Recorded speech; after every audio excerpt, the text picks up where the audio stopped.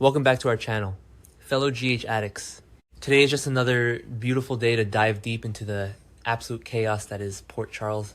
Grab your coffee, your tea, or maybe something stronger, because we have so much to unpack from this latest episode, and I am practically vibrating with energy.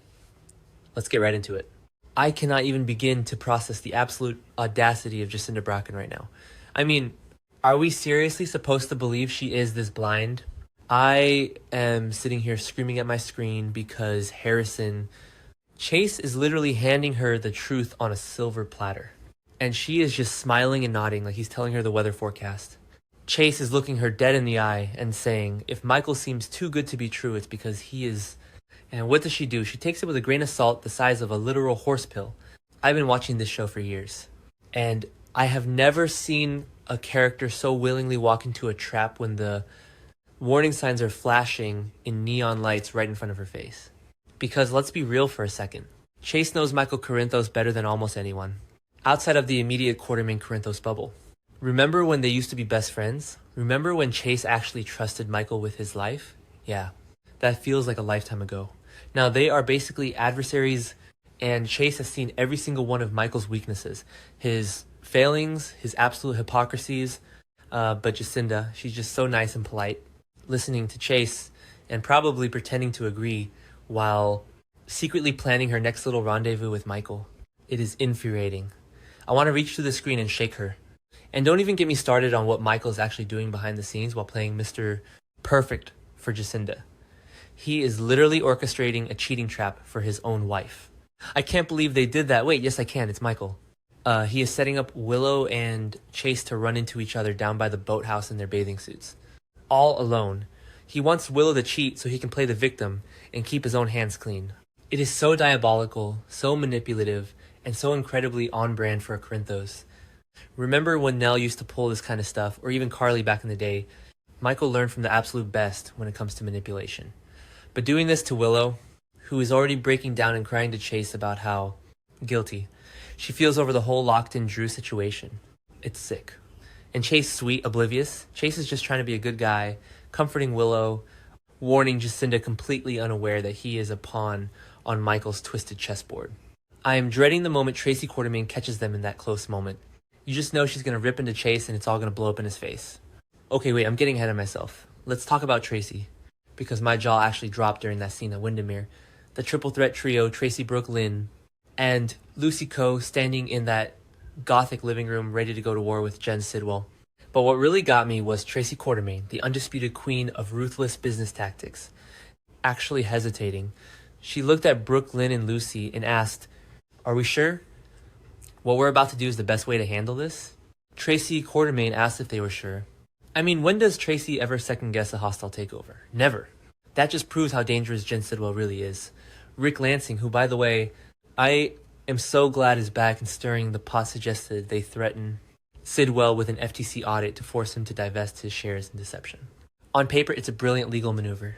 Sidwell is running a massive illegal operation with that Zinside substance, and the last thing he wants is the Federal Bureau of Investigation and the FTC sniffing around his books. But this is Jen Sidwell. We are talking about...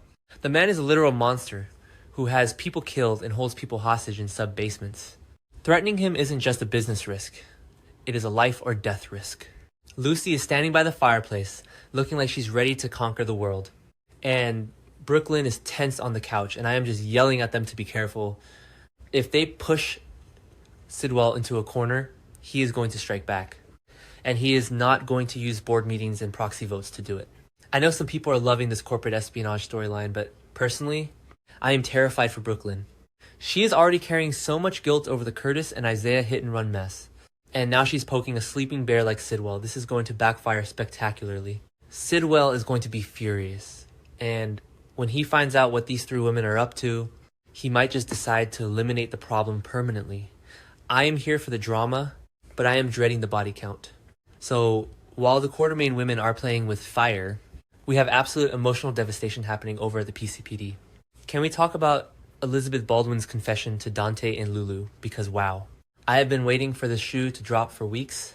Dante and Lulu are standing there in the commissioner's office, already out of their minds with worry, because Rocco and Britt Westbourne are on the run together. And Liz just drops this bomb. There are things about my involvement you don't know. I literally held my breath. Liz confessing that she was the one who figured out Rocco was Ross Cullum's shooter, and that she told Dante first. That is massive. You have to remember the history here. Liz and Lulu have had their ups and downs over the years, to put it mildly. For Liz to hold on to a secret that huge, knowing that Lulu's son was the one who pulled the trigger on a dangerous man like Cullum, Lulu is going to lose her mind. And honestly, Lulu has every right to be furious, but she also has to be so terrified. Cullum is spreading serious news. He's actively hunting for whoever shot him. And now Rocco is out there on the run with Britt. I love that Dante and Lulu are being forced to team up for this. The chemistry is still there, guys. I know Lulu confessed to Carly that part of her still loves Dante, especially after he admitted he wanted to use Sunny's resources to help her and Rocco disappear. It is so tragic and romantic at the same time. But back to the point, Rocco is just a kid and he is carrying the weight of the world on his shoulders. He sent that video message saying it was his choice to run, but Britt is the adult here. If Cullum catches up to them, or if Sidwell's goons find Britt first because she missed work at the lab, it's going to be a bloodbath. Liz coming clean now is the right thing to do, but I feel like it's too late. The damage is done, and the target on Rocco's back is only getting bigger. Speaking of targets and shady characters, am I the only one who thinks Joe Fitzpatrick is dirty? Like, incredibly, undeniably dirty Lucas Jones marches into the PCPD, doing the absolute most for Sunny and Laura's master plan, and tells Joe he has information on Marco Rios' murder. Lucas literally points Joe straight to Pascal Levesque. It's a calculated move to get Pascal to turn on Sidwell, and it requires the police to put the pressure on. And Joe narrows his eyes and asks, why are you just coming forward with this information now? Which, okay, is a valid cop question since Marco has been dead for months. But the way Joe is playing this, he is keeping things way too close to the vest. We already know Sidwell bragged about having more than one informant. I'm calling it right now. Joe Fitzpatrick is on Sidwell and Cullum's payroll. Lucas thinks he is playing 4D chess by feeding Joe this tip, but he might have just painted a massive bullseye on his own back. I mean, Lucas has always been the smart one, the doctor, the good guy. Why is he suddenly playing mob games with Sonny Corinthos? I know he wants to help Laura, but he is getting in way over his head at Windermere. Pascal is currently in the sub-basement taunting Jocelyn Jax. And let's not forget, Jocelyn is down there plotting her escape with Anna Devane's old makeshift weapons. She already hit Cassius with a chair, and now Pascal is down there mocking her, telling her she won't be able to do anything about her situation.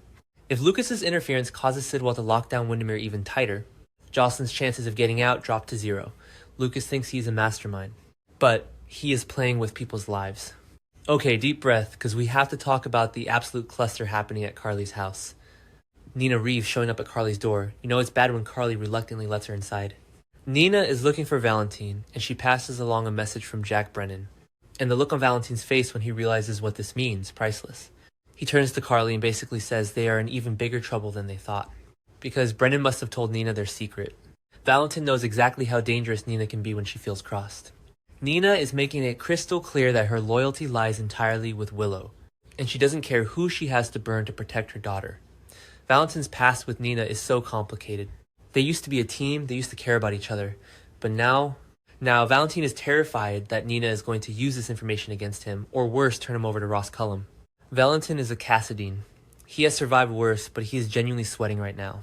He's debating if he needs to find a new hideout because Carly's house is clearly compromised.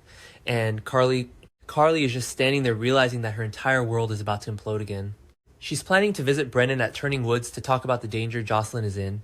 And let's face it, Brennan is faking his locked-in syndrome, while Drew is actually suffering from it. The layers of deception here are staggering. Carly needs to be worrying about her own safety right now, but she's always going to put her kids first. Between Valentine's secrets, Nina's vendettas, and Cullum's hit list, Port Charles is a powder keg waiting for a match. I swear I cannot take the stress of this show sometimes, but I also cannot look away. Every single storyline is intersecting right now. The Quartermain's going after Sidwell, Michael destroying his own marriage, the manhunt for Rocco and Britt, and Valentine realizing his past is catching up to him. It is peak soap opera perfection, and I am here for every single messy, chaotic second of it. Let me know what you guys think in the comments, because I need to know I'm not the only one losing my mind over this.